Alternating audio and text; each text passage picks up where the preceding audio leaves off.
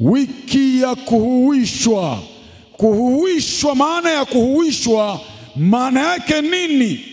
Wiki ya kuhuishwa. Kuhuishwa maana yake ni tia uzima. Yaani maana yake ni kitu ambacho labda kilikuwa kimechoka au kilikuwa kimekufa, kinahuishwa. Labda kulikuwa na kalama, kulikuwa na kipawa, kulikuwa na huduma ndani yako, imekufa. Lakini wiki tunayoiendea ni wiki ambayo ni ya kuhuisha, yani kutia uzima, vipawa, karama, huduma mbalimbali ndani ya kanisa. Sema amen. Na sasa naweka msingi, sababu leo ni siku ya Jumapili ya mwisho, ni siku maalum. Lazima niseme kitu hiki ili uone umuhimu wa kuwepo kwenye mikutano ya Pentekoste. Watu wamesafiri. Kila mwaka watu walikuwa wanasafiri.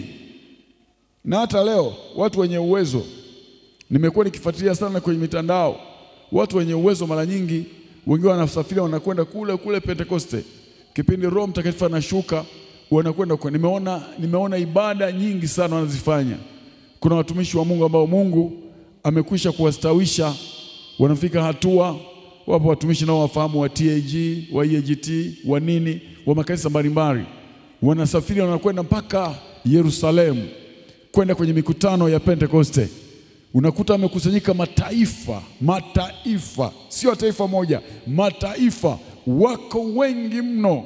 Ukiangalia yani chini wapo, kati wapo, huko wapo, yani wamejazana kwa ajili ya mikutano ya Pentekoste. Bwana Yesu asifiwe sana. Wanakwenda kupata nguvu mpya. Wiki hii sio wiki ya kuweza kufanya mchezo.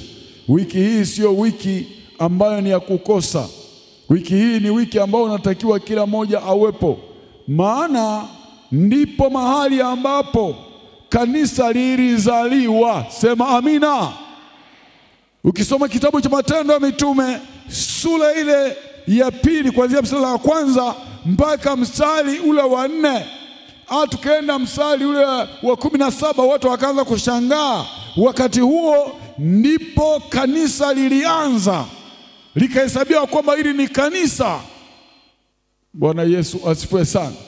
Baada ya kuwa limepokea nguvu mpya, limepokea uwezo mpya, limepokea mamlaka mapya, limepokea Roho wa Bwana, limepokea Roho wa Kristo.